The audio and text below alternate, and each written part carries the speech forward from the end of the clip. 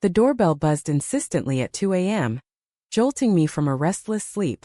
When I opened it, my mother's face was pale with fury as she shoved a thick envelope into my hands. "Valentina, you will marry Thomas Harrington next month, or our entire family legacy crumbles," she hissed, her voice shaking with the weight of the impending lawsuit that threatened to destroy everything we had built. But as the door slammed shut behind her, I turned to Zariah, who had been waiting silently in the living room, her dark eyes reflecting the city lights streaming through the floor-to-ceiling windows of my Manhattan apartment. "I can't do this anymore, Zariah," I whispered, my hands trembling as I opened the envelope to reveal the prenuptial agreement and a stack of documents detailing the financial irregularities at Hayes Luxury Hotels. The company my father had started and my mother now ran was under federal investigation for embezzlement and a covered-up accident at our Boston property that had injured several employees last year. Mother wanted the marriage to merge with the Harringtons' empire, buying silence and positive PR to bury the scandal. Zariah stepped closer, her warm hand finding mine. "You've protected them long enough, Valentina. It's time to choose us." Her voice was steady, but I could see the fear in her eyes. The fear of losing the quiet life we had carved out in secret over the past 2 years. We met at a charity event for LGBTQ+ rights, where she was photographing the guests and I was representing the family foundation. What started as stolen glances turned into late-night coffees, then weekends away where no one knew us. But in the public eye, I was the perfect straight daughter, poised to take over the business and uphold the Hayes name. I paced the room, the weight of the decision crushing me. If I refused, the media would tear us apart anyway, but if I went along with the marriage, I would lose Zariah forever. And the secrets? The way Mother had paid off witnesses to the hotel accident, the offshore accounts funneling money to silence critics, they would stay buried, hurting more people. The pressure from the board, the investors suing for millions, the paparazzi already camping outside after leaks about the investigation. Every choice felt like jumping off a cliff. Then the idea hit me like a lightning bolt. "I'm doing the live stream," I said, grabbing my phone from the coffee table. Zariah's eyes widened. "Now? Valentina, this could ruin everything." "That's the point," I replied, my heart racing. "If I stay silent, we both lose. If I speak, at least the truth comes out on my terms." I set up the phone on a tripod, adjusted the lighting in the sleek modern living room with its abstract art and leather couches, and hit record. "Hi everyone, it's Valentina Hayes here. Tonight, I'm not here to promote our hotels or smile for the cameras. I'm here to tell the truth." The view count started climbing immediately, 500, then 1,000. My fingers interlaced with Zariah's as she stood beside me in the frame. "My mother just demanded I marry a man to save our family's reputation amid this lawsuit and scandal. But I'm in love with this woman, Zariah Thompson. And tonight, I'm announcing our engagement. We're getting married and I'm done hiding." The chat exploded with reactions, hearts and shocked emojis flooding the screen. But I wasn't finished. "And that's not all. The Hayes empire has been hiding more than my sexuality. The accident at our Boston hotel last year? It was negligence and my family paid to cover it up. Documents prove it. The embezzlement charges? They're real, and the merger is just a desperate move to sweep it under the rug." I held up copies of the papers for the camera. Within minutes, the live stream had over 50,000 viewers. My phone buzzed nonstop with calls from Mother from the PR team. Zariah squeezed my hand tighter. "You did it," she murmured. But as sirens wailed in the distance, perhaps media arriving already, I knew this was only the beginning. The family would fight back, the public would judge, and our relationship would be tested like never before. By sunrise, the internet had exploded. Clips of the live stream were everywhere: Twitter, TikTok, morning news segments. "Heiress comes out and drops bombshell on family business," one headline read. My inbox overflowed with messages from colleagues, distant relatives, even old college friends. Some offered support. Most were stunned or angry. Mother left 16 voicemails, each more frantic than the last. I didn't answer any of them. Instead, I sat on the couch with Zariah, her head resting on my shoulder while we watched the chaos unfold on my laptop. The first blow came at 8:30 when the board of directors sent an emergency email suspending me from my role as chief marketing officer pending an internal review.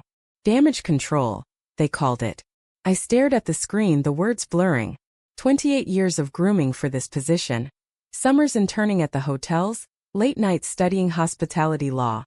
All erased in one click because I chose love over lies. Zariah rubbed my back in slow circles.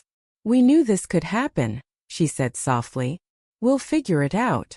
But her voice carried the same uncertainty I felt. By noon the paparazzi had doubled outside my building. I watched from the window as they shouted questions about the accident victims, about Zariah, about whether I had been paid to stay quiet all these years. My mother's black town car pulled up, and she emerged in her signature pearl necklace and power suit, ignoring the cameras as security ushered her inside. The doorman buzzed my apartment. "Miss Hayes, your mother is on her way up." I met her at the door, Zariah standing just behind me for support. Mother didn't even look at her. "Valentina Rose Hayes, what have you done?" Her voice was ice. "You just handed the prosecutors everything they need on a silver platter. The Harrington merger is dead. The lawsuit is about to triple. And for what? Some Instagram romance." She finally glanced at Zariah, her lip curling. "This woman will ruin you." Zariah didn't flinch. "With all due respect, Mrs. Hayes, Valentina is finally free." Mother laughed bitterly. "Free? She's unemployed, disowned, and about to be dragged through the courts. The family trust is frozen. Your inheritance gone. The apartment you live in? Corporate asset. Pack your things." She turned to leave, then paused. "One more thing. If you think this little stunt protects anyone, you're wrong. Those injured workers? Their lawyers are now calling me, demanding settlements we can't afford because you opened the floodgates." The door clicked shut behind her, and the silence that followed felt heavier than any scream. I sank onto the couch, the reality crashing down. Zariah knelt in front of me, taking my hands. "Hey, look at me. We have each other. That's what matters." Her eyes were steady, but I could see the worry lines forming. She had her own life. Freelance photography gigs, a small studio in Brooklyn, a community that respected her activism. Now her name was trending alongside mine. Reporters were already digging into her past, her previous relationships, even her parents in Chicago. That afternoon the first lawsuit papers arrived by courier. Not from the investors but from my own mother. Defamation, breach of fiduciary duty, and intentional infliction of emotional distress. The amount sought was staggering. Zariah read the document over my shoulder and let out a low whistle. "She's not playing." I stared at the signature at the bottom, Eleanor Hayes, in the same elegant script she used for charity galas and board meetings. "Neither am I," I said, though my voice cracked. The live stream had been the easy part. Surviving the aftermath was going to test every promise we had ever made to each other. The next 48 hours blurred into a nightmare of flashing cameras and legal threats. I deleted my social media accounts after the death threats started rolling in. Anonymous messages calling me a traitor to the family, a liar, a disgrace. Zariah's phone fared no better. Her studio clients canceled bookings, citing brand misalignment. She tried to laugh it off, but I caught her staring at her empty calendar with quiet devastation. We decided to leave the apartment before the eviction notice became official. Zariah's Brooklyn studio was tiny but safe for now. We packed 2 suitcases each under the cover of night, slipping out the service entrance while security distracted the paparazzi. The Uber ride across the bridge felt like crossing into another life. I kept checking my phone for updates on the lawsuit. The Boston accident victims had filed a class action suit naming both the company and me personally for aiding and abetting concealment. My mother's lawyers were already spinning the narrative that I was unstable, that the live stream was a cry for attention. At the studio, Zariah made tea while I sat on the futon staring at the wall covered in her photographs. Images of protests, pride parades, quiet moments of joy she had captured before our world imploded. "I'm sorry I dragged you into this," I said finally. She set the mug down and pulled me into her arms. "You didn't drag me. I chose you every single day for 2 years. I'm still choosing you." Her kiss was soft, grounding, the only thing that felt real amid the chaos. The following morning brought the first major media interview request, from a national morning show that wanted both sides. I declined. Instead, I drafted a short statement with Zariah's help and posted it to a new anonymous account. It simply said, "I stand by every word. The truth matters more than reputation. The post gained traction faster than I expected. Supporters from the LGBTQ+ community flooded the comments with stories of their own forced silences. For the first time since the live stream, I felt a flicker of hope. But hope was short-lived. That afternoon, my former assistant texted me a screenshot. The board had voted to sell the company to the Harringtons at a fire sale price to avoid bankruptcy. The merger my mother had orchestrated was happening anyway, just without me. The news hit like a physical blow. I had spent my entire adult life building that brand, traveling to every property, memorizing guest satisfaction scores, dreaming of the day I would lead it ethically. Now it was being dismantled by the very people I had tried to protect. Zariah found me crying in the bathroom and didn't say anything at first. She simply sat on the floor beside me, holding my hand until the tears slowed. "They can take the hotels," she whispered. "They can't take who you are." Her words anchored me, but the fear remained. Without income, without family support, how long could we survive in a city that now saw us as tabloid villains? The next crisis came in the form of a certified letter from the district attorney's office. They wanted me to testify in the embezzlement case against my own mother. The letter outlined immunity options if I cooperated fully. I read it 3 times, the legal jargon swimming. Zariah watched me from across the small kitchen table, her expression unreadable. "What are you going to do?" she asked quietly. I set the letter down. "I don't know. If I testify, I destroy her. If I don't, I become complicit again." The choice felt impossible. Every path led to someone I loved getting hurt. That night we lay awake on the futon, the city noise filtering through the thin walls. Zariah traced patterns on my arm. "Whatever you decide, I'm here. But remember, silence almost cost us everything once. Don't let it happen again." Her words echoed in my mind as dawn broke. Outside, a new wave of reporters had found our location. Camera crews lined the sidewalk. We were trapped, and the pressure was mounting from every direction. By the end of the week, the story had gone international. "American heiress blows up billion-dollar empire for love," one European tabloid proclaimed.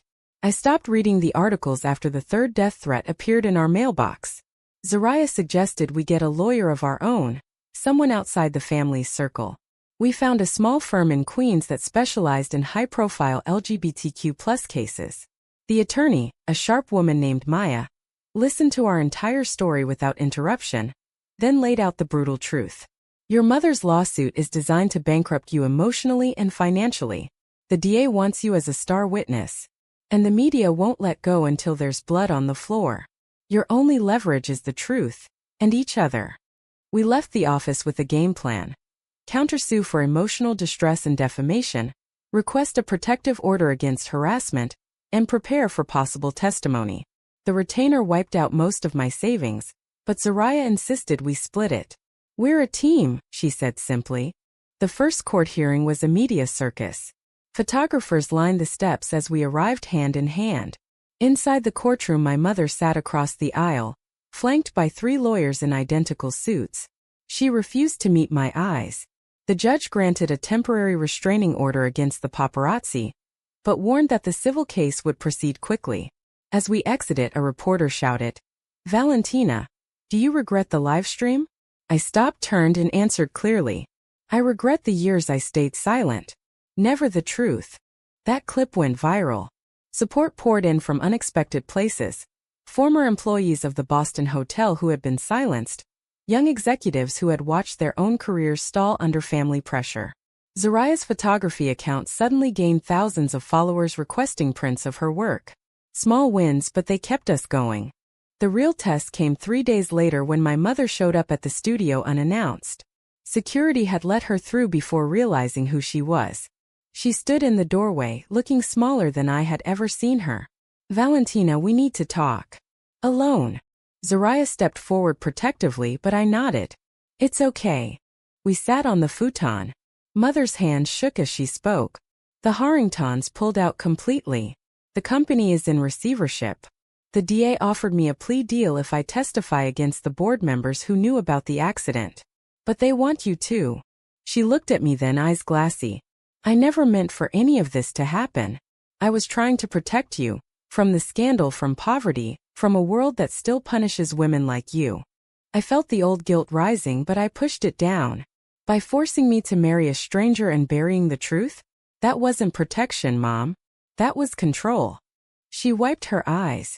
I'm losing everything. The house, the cars, the name. All I have left is you. Please don't testify. Let me take the fall alone. The plea in her voice nearly broke me. Zariah waited outside the door, giving us space, but I knew she was listening. This was the moment every decision had led to: protect my mother or protect the future we were building together. I took a deep breath. I love you, but I can't lie anymore. Not even for you. Mother stood, her face hardening again. Then you've chosen. She left without another word. That night Zariah and I talked until sunrise. She'll never forgive me, I said. Zariah pulled me close. Forgiveness isn't the goal right now. Survival is. And we're surviving. The weeks that followed were a masterclass in endurance. The civil lawsuit dragged on with depositions, discovery battles, and endless legal fees. My mother's team leaked old photos of me at charity events with male escorts, carefully staged for appearances, and painted me as an attention-seeking opportunist. Public opinion split down the middle. Some called me a hero. Others labeled me a spoiled rich girl who destroyed her family for clout. Zariah's career took an unexpected turn. A major gallery in Chelsea offered her a solo show titled Truth in Focus. Photographs she had taken during our 2 years together. Many of them candid shots of me before the world knew. The opening night was packed. I stood beside her in a simple black dress, fielding questions from art critics who wanted to know if the show was inspired by the scandal. Zariah answered with quiet grace. Every photo is inspired by love. The scandal is just the frame. But behind the smiles the strain was showing. Zariah's parents in Chicago had stopped answering her calls after the story broke. My own friends had distanced themselves, afraid of association. We lived on instant ramen and the occasional freelance check. One night the power flickered off because the bill was overdue. We lit candles and laughed about it, but the laughter felt fragile. The breaking point came when the DA subpoenaed both of us. The court date was set for the same week as Zariah's gallery closing. Testifying meant reliving every detail on national television: the cover-up, the payoffs, the forced marriage demand. Refusing meant contempt charges and possible jail time. I sat on the gallery floor surrounded by unsold prints and cried for the first time in weeks. Zariah knelt beside me. You don't have to decide alone. Whatever you choose, I'm with you. I looked at the photographs around us. Images of us laughing on a rooftop, holding hands in Central Park at dawn, kissing under streetlights. They represented everything we had fought for. I'm testifying, I said finally. Not to hurt her. To make sure no one else gets hurt the way those workers did. Zariah nodded, her eyes shining with pride and fear. Then we face it together. The night before the hearing we stayed up late talking strategy with Maya. She warned us the cross-examination would be brutal. They'll try to make it about your relationship, about whether your lifestyle clouded your judgment. Zariah squeezed my hand under the table. Let them try. The courthouse steps were lined with supporters holding rainbow flags and signs that read "Truth over Legacy." Inside, the courtroom was packed. My mother sat on the prosecution side now, having taken the plea deal that reduced her charges in exchange for testimony. When our eyes met, she looked away first. I took the stand and swore to tell the truth. The questions came fast and sharp. The defense attorney tried every angle, questioning my mental state after the live stream, suggesting Zariah had influenced me, even implying the relationship was a publicity stunt. I answered each one calmly, sticking to facts. When they showed the live stream clip, I didn't flinch. Yes, that was me choosing honesty over comfort. Yes, that woman beside me is the love of my life. Zariah testified after me. Her voice never wavered as she described the night of the live stream. The fear we both felt. The certainty that silence would destroy us more than any scandal could. The courtroom was silent except for the scratching of the court reporter's pen. Afterward, we walked out into the sunlight together. The verdict came 2 days later. The company executives were convicted on multiple counts. My mother received probation and community service.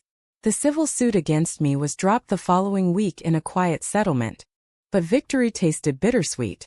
The family name was tarnished beyond repair. The hotels were sold off piece by piece. I received no inheritance, no trust fund.